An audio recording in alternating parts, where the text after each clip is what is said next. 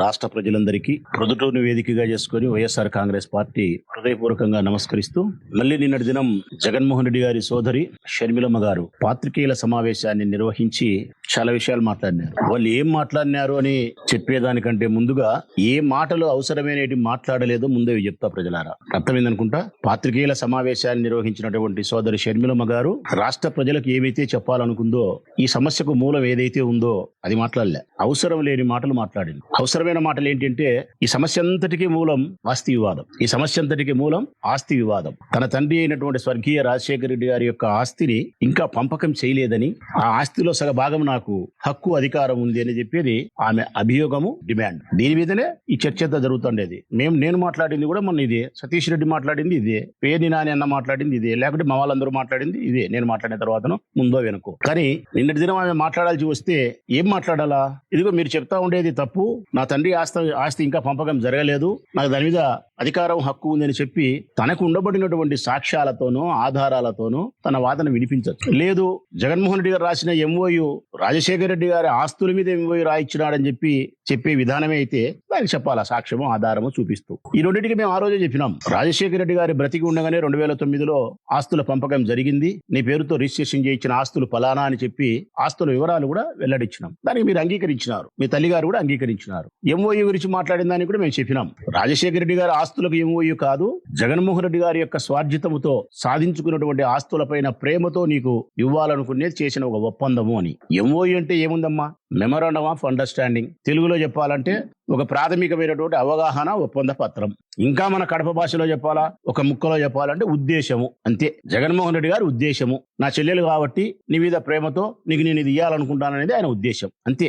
దీనికి చట్టబద్ధత లేదు ప్రజలారా, చట్టబద్ధత లేదు దీనికి. ఈ రెండు విషయాలకు సంబంధించి తన దగ్గర ఉండబడిన ఏదైనా ఆధారము సాక్ష్యం ఉంటే మాట్లాడాలి. కానీ షర్మిలమ్మ గారు ఆ రెండు మాట్లాడాలి. అవసరమైన రెండు విషయాలు మాట్లాడలే. మళ్ళా నిన్న అవసరం లేని మాటలు మాట్లాడింది, ప్రజలకు అవసరం లేని మాటలు మాట్లాడింది. ఏంది ఆమె మాట్లాడిన మాటలు? విజయమ్మ గారి లేఖ గురించి మాట్లాడింది. నోటరీతో స్టాంప్ చేసి ఇచ్చిన లేఖ ఏదైతే ఉందో ఆ లేఖ విజయమ్మ గారు రాయలేదు, ఆమె సంతకం పెట్టలేదని చెప్పి మేము అన్నట్టు దాని మీద శాంతిం మాట్లాడింది. ఎవరన్నారమ్మా అది? నేను మాట్లాడినప్పుడు మొట్టమొదటి రోజు చెప్పినా కదా, గట్టిగా చెప్పినా నేను. విజయమ్మ గారు రాసిన లేఖ ఒక పత్రికా ప్రకటనకు సంబంధించినది. ఒక స్టేట్మెంట్ ఇవ్వచ్చు, లేకుంటే ఒక నోట్ రిలీజ్ చేయొచ్చు, లేకుంటే ఇంట్లో కూర్చొని ఒక వీడియో రిలీజ్ చేయొచ్చు. నోటరీ చేసి స్టాంప్ వేసి చేయడం అంటే గన ప్రజలను నమ్మించడానికి బలమైనటువంటి ప్రయోగం చేయడమే తప్ప మరొక ఉద్దేశం కాదు అని చెప్పినా తప్ప ఆ లేఖ అమ్మ రాయలేదు అని మేము చెప్పలేదు తల్లి. మేము అనని మాటను అన్నట్టు ఆ లేఖ మీద సాగబెరిగి మాట్లాడితే ప్రయోజనం ఏముంది? మాట్లాడాల్సిన మాటలు మాట్లాడకుండా. రెండవది, మీరు మాట్లాడిన మాట, జగనన్నకు దమ్ము ధైర్యం లేదు, తనే వచ్చి మాట్లాడాల్సిన ధైర్యం ఆయనకు లేదు కాబట్టి మాట్లాడలే. జగనన్నకు దమ్ము ధైర్యము లేక కాదు తల్లి మాట్లాడలేకుండా. సంస్కారము, కుటుంబ గౌరవము, చెల్లెలనే ప్రేమ. ఈ సంస్కారం చేత కుటుంబ గౌరవం అనే ముఖ్యమైన విషయానికి ప్రాధాన్యత ఇచ్చినాడు కాబట్టి, చెల్లెలనే విషయానికి ప్రాధాన్యత ఇచ్చినాడు కాబట్టి మీడియా ముందుకు వచ్చి మాట్లాడలేక నలిగిపోతున్నాడు. ఆయన మానసిక సంఘర్షణకు లోనైతున్నాడు. దాన్ని మీరు గమనించక జగన్మోహన్ రెడ్డి గారికి దమ్ము ధైర్యం లేదు, మాట్లాడే ధైర్యం లేదంటే ఇది హాస్యాస్పదమైన మాట తల్లి షర్మిలమ్మ గారు. కారణం, దమ్ముకు ధైర్యానికి చిరునామా మీ అన్న జగన్ తల్లి. దమ్ముకు ధైర్యానికి కేర్ ఆఫ్ అడ్రస్ జగన్. ఈ రాష్ట్రంలో ఏ రాజకీయ పార్టీకైనా ఏదైనా దమ్ము ధైర్యం కావాల్సి ఉంటే జగన్ అడిగి అరువు తీసుకోవచ్చు, అప్పు తీసుకోవచ్చు. టన్నులు ఉంది తల్లి జగన్మోహన్ రెడ్డి గారి దగ్గర ధైర్యము. ఆయనకేందమ్మా ధైర్యం లేదనేది? సంస్కారమే, చెల్లెలని ప్రేమే, కుటుంబ గౌరవమే. ఇంకొకటి నువ్వు మాట్లాడిన మాట అవసరం లేని మాట. కుక్కలు మొరుగుతున్నాయి అన్నావు. జగనన్నకు మాట్లాడే దమ్ము ధైర్యము లేదు, తన కుక్కల చేత మొరిగిస్తున్నాడు అన్నావు. ఎవరినమ్మా నువ్వు అనింది? మమ్మల్ని. నేనే కదా మన మాట్లాడింది, సతీష్ రెడ్డి కదా మాట్లాడింది, మన తర్వాత పేర్ని నాని అన్నే కదా మాట్లాడింది, లేకుంటే చెల్లెలు వరుదు కళ్యాణమ్మే గాని ఎవరైనా మేమే. జగన్మోహన్ రెడ్డి గారిని అమితంగా ప్రేమించే మనుషులం, ఆయన కోసం ఎందాకైనా ప్రయాణం చేసే ప్రేమ కలిగిన మనుషులం మేము మాట్లాడినాం. మమ్మల్ని పట్టుకొని ఏమంటివి తల్లి నువ్వు? కుక్కలు మొరుగుతున్నాయి ఏంటివి? నువ్వు మమ్మల్ని కుక్కలన్నే, నక్కలన్నే, పందులన్నే, పిల్లులన్నే. మేము నీ గౌరవానికి మర్యాదకు ఎప్పుడూ లోటు రాని. కారణం, రాజశేఖరుడు అన్న కూతురు. ఇది మేము ఎప్పుడు మర్చిపోం తల్లి. రెండవది, జగనన్న చెల్లెలు. ఇది ఎప్పుడు మేము విస్మరించం ఈ మాటను. మూడవది, అత్యంత పవిత్రమైంది, నువ్వు మహిళవు తల్లి. మహిళవు. నీలో చెల్లెలను చూసుకుంటాం, మా అమ్మను చూసుకుంటాం, మీలో పొరపాటును కూడా మాట్లాడడం. అన్నిటికీ మించి మనిషివి తల్లి నువ్వు. నిన్ను పట్టుకొని మేము గౌరవానికి లోటు చేయలేం. నువ్వు ఎన్నెన్నాను తల్లి మమ్మల్ని కుక్కలు అన్నావు కదా, రైట్? ఇదే కుక్కనే చెప్తాంది తల్లి, ఇదే కుక్కే చెప్తాంది ఈ సమాజానికి, నీకు తల్లి. ఈ కుక్కలు జాతి కుక్కలు తల్లి, జాతి కుక్కలు. ఈ కుక్కలకు విశ్వాసం ఎక్కువ. ఈ కుక్కలకు విశ్వాసం ఎక్కువ. ఈ కుక్కలు ఎప్పుడంటప్పుడు మొరగవు. కుక్కలు జనరల్ గా దొంగలు కనిపించేటప్పుడు మాత్రమే మొరుగుతాయి.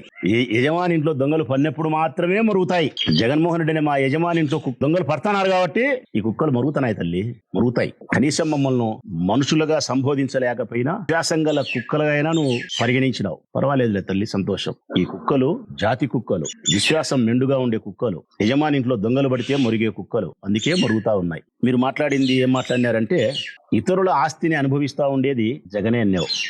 ఎవరి ఆస్తిని ఎవరు అనుభవిస్తున్నారమ్మా? తన తండ్రి 2 భాగాలుగా చేసి లోక సహజానికి విరుద్ధంగా మీ తండ్రి గారు కుమారునికి కూతురుకు 2 భాగాలుగా విభజన చేస్తే ఆస్తి, దాన్ని అంగీకరించిన వాడు జగన్మోహన్ రెడ్డి గారు, భారతమ్మ గారు. మరి తండ్రి ఆస్తుల ద్వారా స్వార్జితం తను వ్యాపారాలు చేసి కష్టపడి సంపాదించుకున్న తన ఆస్తిని తను అనుభవిస్తా ఉన్నాడు. బ్రదర్ అనిల్ యొక్క ఆస్తిని అనుభవించలేదమ్మా ఆయన, మీ ఆస్తిని అనుభవించలే ఆయన. నేను చెప్పాలంటే ఆయన సంపాదించుకునే ఆస్తిలో నుంచి నీకు 236 కోట్లు ఇచ్చినాడు. రాజశేఖర రెడ్డి గారు సంపాదించుకునే ఆస్తి నీకు ముట్టింది, జగన్మోహన్ రెడ్డి గారు సంపాదించుకునే ఆస్తిలో నుంచి 236 కోట్లు నీకు చెల్లెలని చెప్పి ముట్టింది. ఆయన పట్టుకొని పరాయి ఆస్తిని ఆయన అనుభవిస్తానని చెప్పి మాట్లాడి మళ్ళీ ఆయన వ్యక్తిత్వం మీద దాడి చేయడం. అన్నిటికంటే నాకు బాధ కలిగేది ఇప్పుడు ఈ ప్రెస్ మీట్ పెట్టడానికి నొక్కలన్నెందుకు కాదు తల్లి. ఈ ప్రెస్ మీట్ నేను పెట్టడానికి కారణం అటు తిరిగి ఇటు తిరిగి అటు తిరిగి ఇటు తిరిగి భూమి గుండ్రంగా ఉందని చెప్పి నువ్వు మళ్ళా యాడికొస్తావంటే వివేకానంద రెడ్డి హత్య, అవినాష్, భారతమ్మ. అంటే నీ టార్గెట్ ఎవరు తెలుసునా తల్లి? రాష్ట్ర ప్రజలారా, షర్మిలమ్మ గారి టార్గెట్ ఆస్తి, ఆస్తితో సమానంగా భారతమ్మ. మీరు భారతమ్మ వ్యక్తిత్వాన్ని హననం చేస్తూ, జగన్మోహన్ రెడ్డి గారి వ్యక్తిత్వాన్ని హననం చేస్తూ మీరు చేసే ప్రతి దాడికి నేను సమాధానం ఇస్తా తల్లి. చెప్పినా కదా నేను, నా ఆత్మీయ నాయకునికి గాని వారి శ్రీమతి సోదరి భారతమ్మ విషయంలో గాని ఎవరు వారి వ్యక్తిత్వం మీద దాడి చేసినా రాచమల్లు ఆత్మాహుతి దళంతోనే సమానం. ఆత్మాహుతి దళంతోనే రాచమల్లు సమానం. మీరు భారతమ్మే మీ టార్గెట్. మళ్ళీ నిన్న మీరు మాట్లాడతారు అటు తిరిగి భూమి గుండ్రంగా ఉందని. ఏమని మాట్లాడతారు? వివేక హత్యకు భారతమ్మ సమాధానం చెప్పు. దేనికి చెప్పాలమ్మా భారతమ్మ సమాధానం? సాక్షి పేపర్ చైర్మన్ అయినందుక, సాక్షిలో గుండెపోటుతో వివేకానంద రెడ్డి మరణించినాడని చెప్పి వార్త వచ్చినందుక తల్లి? దీనికి సమాధానం చెప్పాలనా? దీనికే ఆమె హత్య చేసినట్ట? మరి దీనికే ఆమె హత్య చేసినట్టు సమాధానం చెప్పినట్టయితే గన ఈటీవీలో కూడా చూసిన తల్లి నేను, ఇప్పుడు కూడా ఉంది నా దగ్గర. ఈటీవీలో కూడా వచ్చింది, మహాన్యూస్ లో వచ్చింది, TV5 లో వచ్చింది, NTVలో వచ్చింది, NTVలో వచ్చింది, అన్ని ఛానల్స్ లో వచ్చింది. రాజశేఖరుని ఇంట్లో విషాద ఛాయలు, రాజశేఖరుడి సోదరుడు వివేక హఠాత్ మరణం, మాజీ మంత్రి వివేకానంద రెడ్డి గుండెపోటుతో మరణం, ఇవన్నీ ఛానల్స్ లో వచ్చినాయి. మరి వీళ్ళందరూ హత్య చేసినట్ట? లేదు. తొలుత ప్రచారం చేసింది సాక్షి పేపర్ కాబట్టి భారతమ్మ సమాధానం చెప్పాలంటే ఊర్లో ప్రజలు అనుకునే మాటల ప్రకారము, వారి కుటుంబ సభ్యులు చెప్పే మాటల ప్రకారమే ఏ మరణం అని చెప్పి ఏ పత్రికలైనా వస్తుంది. వారి కుటుంబ సభ్యులు చెప్పిన మాట ఏది? మొట్టమొదటి చెప్పింది అవినాష్ రెడ్డి కాదు, వివేకానంద రెడ్డి గుండెపోటుతో మరణించినాడని. మొట్టమొదటి ఈ ప్రపంచానికి వివేకానంద రెడ్డి గుండెపోటుతో మరణించినాడని చెప్పి తొలుత ప్రచారం చేసింది, చెప్పిన వాడు వివేకానంద రెడ్డి పెదబావమర్ది శివప్రకాష్ రెడ్డి. దాన్ని కంటిన్యూ చేసినది చిన్నబావమర్ది రాజశేఖర రెడ్డి. మీరు సమాధానం చెప్పాల్సిన పరిస్థితి వచ్చి అడగాల్సిన పరిస్థితి వస్తే శివప్రకాష్ రెడ్డిని అడగాల. వివేకానంద రెడ్డి యొక్క హత్య గురించి గుండెపోటుతో మరణం అని చెప్పి అవినాష్ కు ఫోన్ చేసి చెప్పినావు కదా, ఏ విధంగా ధృవీకరించినావని శివప్రకాష్ రెడ్డిని అడగాల. ఇన్నాళ్ళు అవినాష్ భాస్కర్ రెడ్డి, అవినాష్ భాస్కర్ రెడ్డి, ఇప్పుడు కొత్తగా భారతమ్మ పేరు 3 సార్లు ఎత్తితే జగన్ పేరు ఒక్కసారి ఎత్తుతున్నావు ఈ హత్యకు సంబంధించి. ఇంతకంటే శోచనీయము, ఇంతకంటే అన్యాయము, ఇంతకంటే దుర్మార్గం ఏమన్నా ఉంటుందా తల్లి? భారతమ్మ హత్యలు చేపించే మనిషి భారతమ్మ సమాధానం చెప్పాలనా?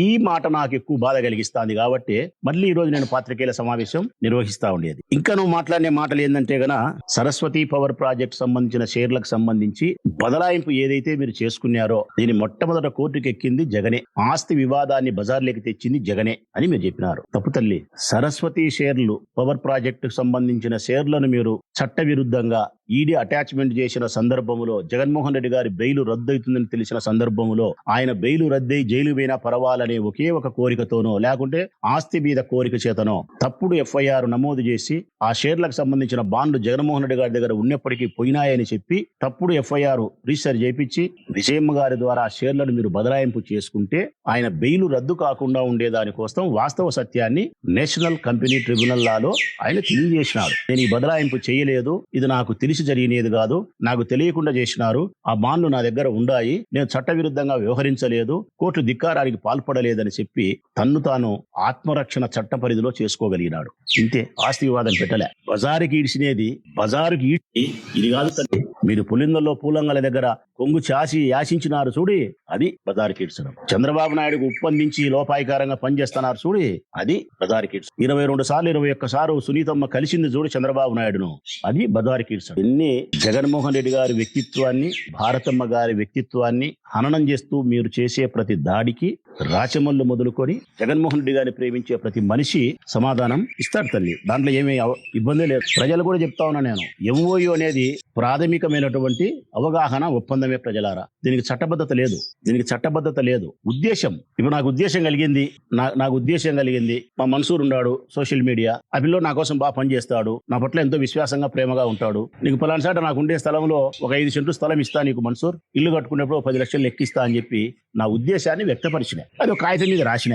ఆ పిల్లో నాతో బాగా ప్రేమగా ఉండి ఇట్టే చేస్తే 5 సెంట్ల స్థలం ఇస్తా, ఇల్లు కట్టుకునేటప్పుడు ఆ 10 లక్షలు లెక్క ఇస్తా. ఆ స్థలం నేను రీసెర్చ్ చేయించేటప్పుడు ఆ పిల్లోడు వరదరాజిరెడ్డి గుప్పందిస్తే, వరదరాజిరెడ్డి కొంపకాడికి పోతే నేను 10 సెంట్లు 5 సెంట్లు ఆ పిల్లోని స్థలం ఇస్తానా? నా ఉద్దేశాన్ని మార్చుకున్నా. జగన్మోహన్ రెడ్డి చేసింది కూడా ఇంతే. దీనికి ఆయన షర్మిలమ్మ ఆస్తిని కొట్టేసినట్టు, వాళ్ళ కుమారుడు కూతురుకు, మేనల్లోనికి, మేనకోడలకు అన్యాయం చేసినట్టు, అటు తిరిగి ఈ కథ పక్కన పెట్టి మళ్ళీ వివేకానంద రెడ్డి హత్య విషయం తీసుకొచ్చి భారతమ్మను టార్గెట్ చేయడము, ఇది చాలా అన్యాయం తల్లి. అందుకే మేము స్పష్టంగా చెప్పగలుగుతా ఉన్నా, మీరు ఏదైతే మమ్మల్ని కుక్కలని సంబోధించినారో మళ్ళీ చెప్తానం తల్లి, మేము కుక్కలమే, జాతి కుక్కలమే, విశ్వాసం మెండుగా ఉండే కుక్కలమే. ఈ కుక్కలు జగన్మోహన్ రెడ్డి గారి ఇంట్లో దొంగలు వన్నప్పుడు మాత్రమే మొరుగుతాయి. జగన్మోహన్ రెడ్డి గారి ఇంట్లో ఇంటి దొంగలే బయలుదేరినారు కాబట్టి ఈ కుక్కలు మొరుగుతున్నాయి తల్లి, ఇంకా మొరుగుతాయి.